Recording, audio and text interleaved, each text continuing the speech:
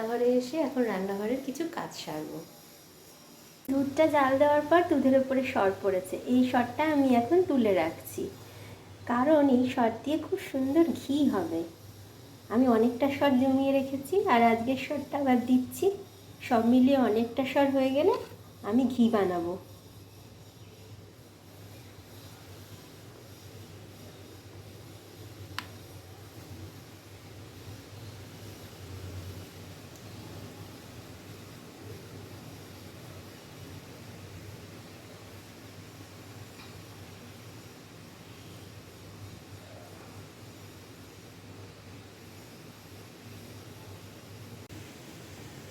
রূপসার জন্য চা বানালাম, চা বানিয়ে ওকে দেব।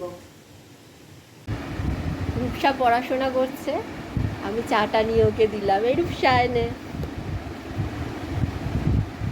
আমি এখন যাচ্ছি কফি কিনতে, খুব কফি খেতে ইচ্ছা করছে, তাই জন্য কফি কিনতে যাচ্ছি।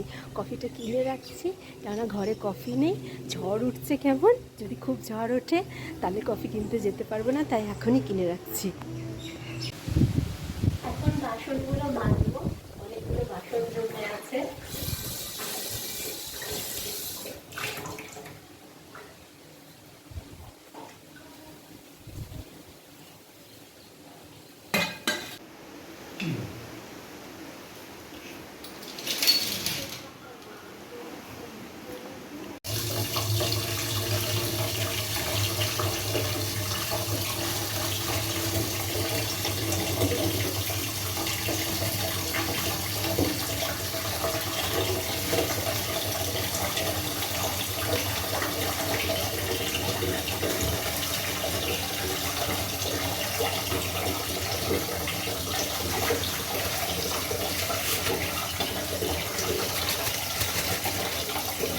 কি মাজবো?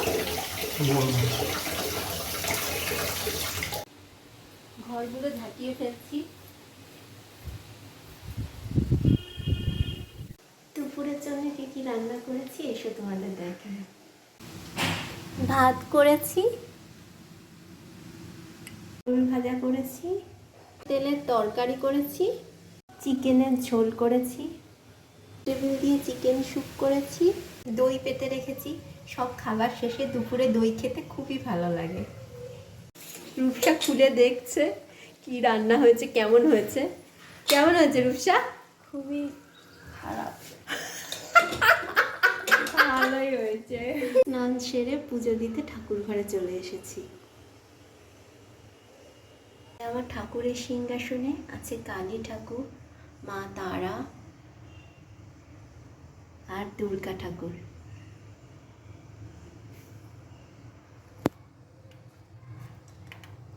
মা কালীর মূর্তিতে জবা ফুল দিয়ে নিলাম।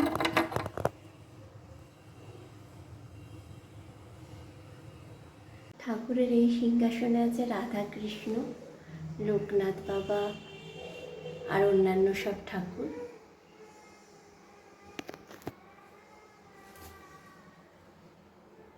রাধা কৃষ্ণের পায়ে ফুল দিলাম।